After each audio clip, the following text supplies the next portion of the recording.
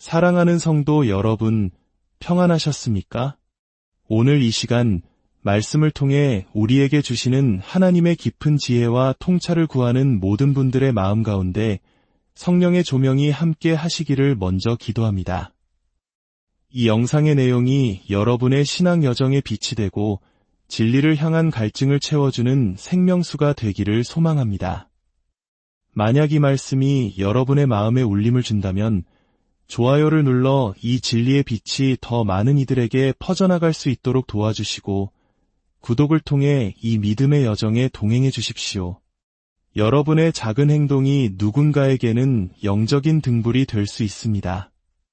하나님의 크신 축복이 여러분과 가정에 늘 함께 하시기를 기원합니다. 오늘 우리는 많은 기독교인들이 궁금해하면서도 동시에 두려움을 느끼는 주제인 짐승의 표에 대해 성경 말씀을 깊이 파고들어 가보고자 합니다.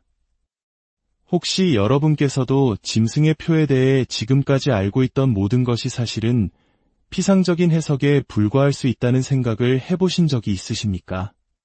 요한계시록은 대다수의 신자들이 놓치고 있는 비밀을 드러내고 있으며 이 정보는 우리의 영원한 운명을 결정할 수도 있는 중요한 열쇠입니다.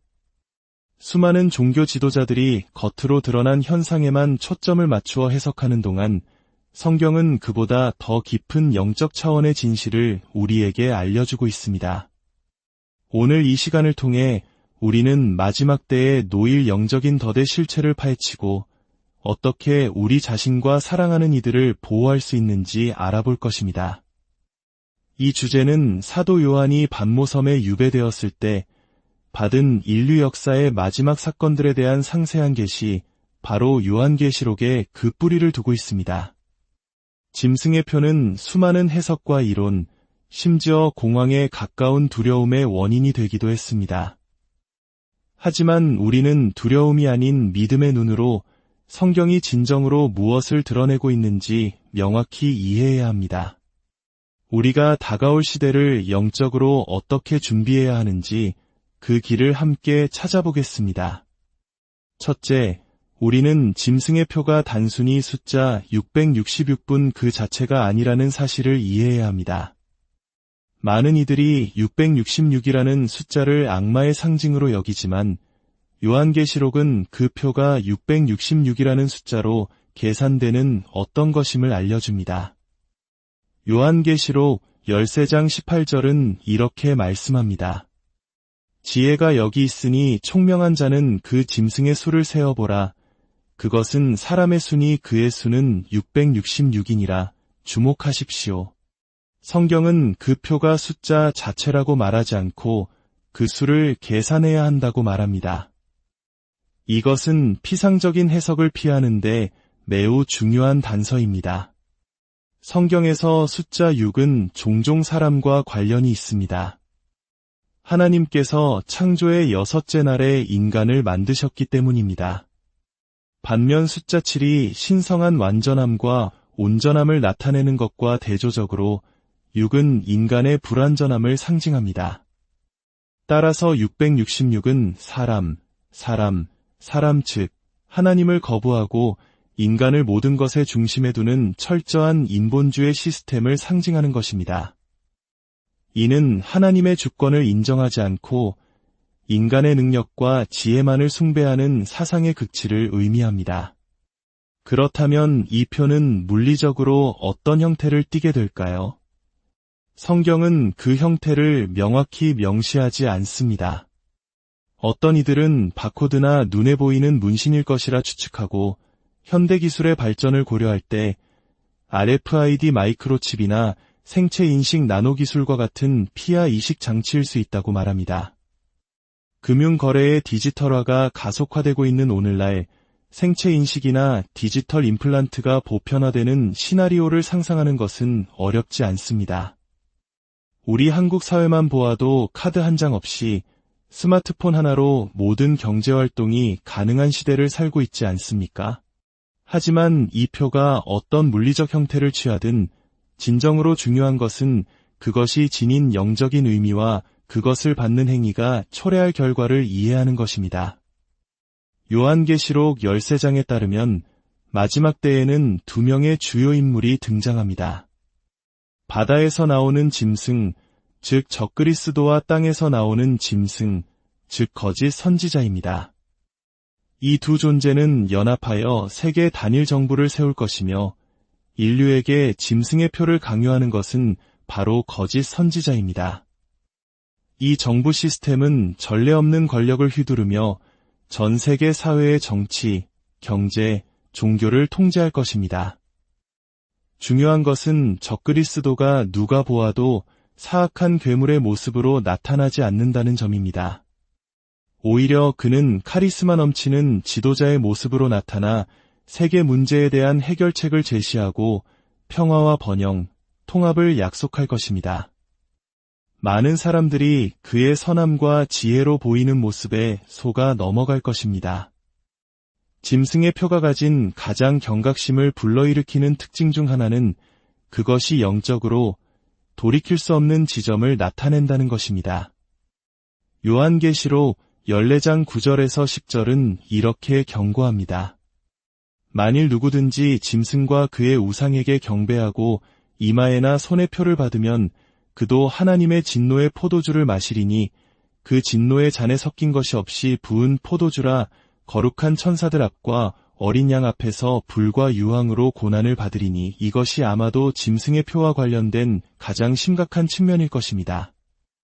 이 표를 받는다는 것은 하나님을 결정적으로 거부하고 그 결정에 대한 영원한 결과를 받아들임을 의미합니다.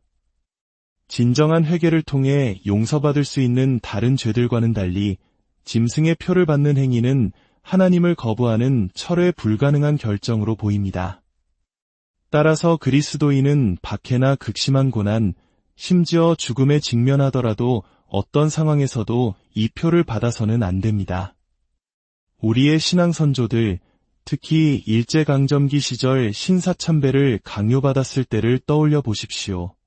그들에게 신사참배는 단순히 고개를 숙이는 행위가 아니었습니다.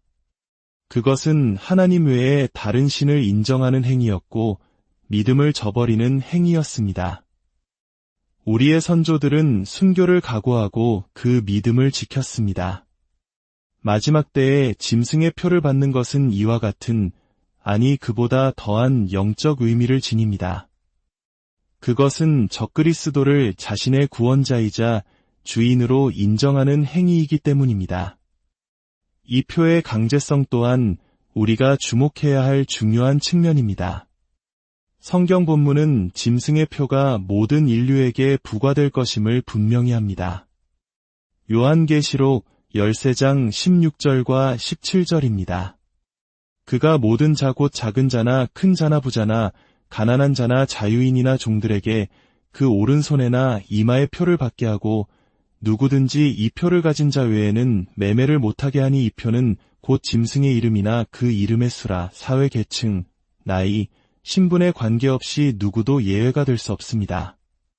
더욱이 이 표는 단순한 종교적 상징이 아니라 심오한 실질적, 경제적 의미를 가질 것입니다. 표 받기를 거부하는 사람들은 경제 시스템에 참여할 수 없게 됩니다. 음식, 의약품, 의복 등 생존에 필수적인 물품을 살 수 없게 될 것입니다. 상품이나 서비스를 팔거나 임금을 받을 수도 없습니다. 즉, 표 받기를 거부하는 것은 세계 경제 시스템으로부터의 완전한 배제를 의미합니다. 하지만 진정한 그리스도의 제자들에게 두려움은 이 주제를 공부할 때의 주된 반응이 되어서는 안 됩니다. 우리는 소망의 하나님을 믿기 때문입니다. 요한계시록 21장 3절에서 4절은 끝까지 신실하게 남은 자들의 궁극적인 운명을 아름답게 묘사합니다. 내가 들으니 보좌에서 큰 음성이 나서 이르되 보라, 하나님의 장막이 사람들과 함께 있음에 하나님이 그들과 함께 계시리니 그들은 하나님의 백성이 되고 하나님은 친히 그들과 함께 계셔서 모든 눈물을 그 눈에서 닦아주시니 다시는 사망이 없고 애통하는 것이나 곡하는 것이나 아픈 것이 다시 있지 아니하리니 처음 것들이 다 지나갔음이러라. 이 놀라운 약속은 환난의 시기가 아무리 어렵더라도 그것은 일시적이며 모든 고통과 괴로움이 영원히 사라질 하나님의 영원한 왕 그리스도인으로서 우리의 주된 시민권은 이 땅이 아니라 하늘에 있으며 우리의 소망은 현재의 상황이 아닌 그리스도와 함께하는 영생의 약속에 굳게 매여 있습니다. 우리는 짐승의 표와 성령의 인치심 사이의 관계에 대해서도 깊이 생각해 보아야 합니다. 어떤 신학자들은 흥미로운 평행선을 관찰합니다. 성령께서 신자들을 하나님의 소유로 인치시는 것처럼 짐승의 표는 세상 시스템에 속한 자들을 인칩니다. 우리는 짐승의 표를 하나님의 인치심에 대한 사탄의 모조품으로 간주할 수 있습니다. 창조자가 아닌 사탄은 하나님이 창조하신 것을 왜곡하고 타락시킬 뿐입니다. 그래서 그는 하나님의 자녀를 식별하는 영적인 인치심과 대조적으로 자신의 추종자들을 식별하는 물리적인 표를 통해 하나님의 사역을 모방하려 합니다. 하지만 사도 바울은 주의 인치신 자를 주께서 아신다고 말했고 예수님 자신도 내 양은 내 음성을 들으며 나는 그들을 알며 그들은 나를 따르느니라고 확언하셨습니다. 그리스도의 참된 제자들은 이미 영적으로 표를 받았으며 구속의 날을 위해 성령으로 인치심을 받았습니다. 인간의 눈에는 보이지 않지만 하나님께서는 완벽하게 알아보시는 이 영적인 표는 우리에게 강요될 수 있는 어떤 물리적인 표보다 무한히 더 중요합니다. 그렇다면 우리는 이 지식을 가지고 지금 어떻게 살아야 할까요? 첫째, 언젠가 그리스도에 대한 신실함과 육체적 생존 사이에서 선택해야 할 순간이 올 수 있다는 사실은 지금 우리가 깊고 흔들리지 않는 믿음을 키워야 할 동기가 되어야 합니다. 위기의 순간에 우리는 평소에 길러온 습관에 의지하게 됩니다. 평화롭고 번영하는 시기에 우리의 신앙생활이 피상적이라면 우리의 생명이 위태로울 때 신실함을 유지하는 데 필요한 영적 힘을 갖기 어려울 것입니다. 그러므로 우리는 현재의 시간을 사용하여 끊임없는 기도, 성경에 대한 깊이 있는 연구, 그리고 작은 일에 대한 순종의 일상적인 실천을 통해 하나님과의 관계를 강화해야 합니다. 예수님께서 가르치셨듯이 지극히 작은 것에 충성된 자는 큰 것에도 충성되고 일상의 작은 유혹을 이기지 못하는 사람은 생사의 갈림길에서 저항할 도덕적 힘을 갖기 어려울 것입니다. 둘째, 이 지식은 물질적 소유와 세상의 안락함에 대한 우리의 관점을 변화시켜야 합니다. 언젠가 그리스도를 위해 모든 것을 포기하라는 부르심을 받을 수 있다는 것을 안다면 지금 이 세상의 것들로부터 건강한 분리를 실천해야 하지 않겠습니까? 예수님은 사람이 만이론 천하를 얻고도 자기 목숨을 잃으면 무엇이 유익하리요? 라고 경고하셨습니다. 우리는 일시적인 보물보다 영원한 보물을 더 가치 있게 여기며 이 세상의 물질주의와 소비주의의 흐름을 거슬러 헤엄치도록 부름받았습니다. 셋째, 짐승의 표와 그에 따르는 박해의 임박함은 복음 전파에 대한 우리의 긴박감을 강화해야 합니다. 그 표를 받는 자들이 영원한 형벌에 직면할 것을 진정으로 믿는다면 아직 시간이 있을 때 가능한 한 많은 사람에게 구원의 메시지를 전하기 위해 모든 노력을 다해야 하지 않겠습니까? 예수님은 우리에게 온 천하에 다니며 만민에게 복음을 전파하라고 명하셨습니다. 하루하루가 지나갈수록 사람들에게 인생에서 가장 중요한 결정, 즉 예수 그리스도를 주와 구원자로 영접할 시간이 줄어들고 있습니다. 마지막으로 우리는 요한계시록의 핵심 메시지를 결코 잊어서는 안 됩니다.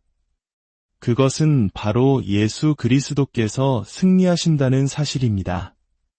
묘사된 모든 환난과 박해, 고난에도 불구하고 이 책은 모든 악의 세력에 대한 그리스도의 궁극적인 승리로 절정을 이룹니다. 적그리스도, 거짓 선지자, 그리고 사탄은 패배하여 불못에 던져질 것입니다. 새 하늘과 새 땅이 세워지고 하나님은 그의 백성과 함께 거하며 그들의 눈에서 모든 눈물을 닦아 주실 것입니다. 이것이 바로 현재와 미래의 어려움 속에서 우리를 지탱하는 영광스러운 소망입니다. 로마서에서 바울이 썼듯이 생각하건대 현재의 고난은 장차 우리에게 나타날 영광과 비교할 수 없도다. 이 영원한 관점은 우리가 시련에 맞설 힘을 줄 뿐만 아니라 그것에 대한 우리의 태도를 변화시킵니다. 우리는 두려움과 불안으로 박해의 가능성에 직면하는 대신 최종 승리가 이미 보장되었다는 것을 아는 자들의 평온한 확신으로 맞설 수 있습니다. 사랑하는 성도 여러분, 오늘 말씀을 통해 두려움 대신 확신을, 불안 대신 소망을 품게 되시기를 바랍니다. 우리의 믿음을 굳건히 하고 서로를 격려하며 이 마지막 시대를 지혜롭게 준비하는 우리 모두가 되기를 바랍니다. 이 메시지가 여러분의 마음에 와 닿았다면 구독 버튼을 눌러 하나님의 말씀을 함께 나누고 성장하는 이 믿음의 가족이 되어 주십시오. 또한 이 주제에 대해 혼란스러워하거나 염려하는 친구와 가족에게 이 영상을 공유해 주십시오. 여러분은 누군가의 마음에 평화와 이해를 가져다주는 하나님의 도구가 될 수 있습니다. 오늘 이 말씀을 통해 여러분의 삶에 어떤 교훈을 얻으셨는지 댓글로 남겨주십시오. 여러분의 간증을 읽고 이 믿음의 여정을 함께 걷기를 간절히 바랍니다. 모든 지각에 뛰어난 그리스도의 평강이 우리 구주의 영광스러운 재림을 기다리는 동안 여러분의 마음과 생각을 지키시기를 축원합니다.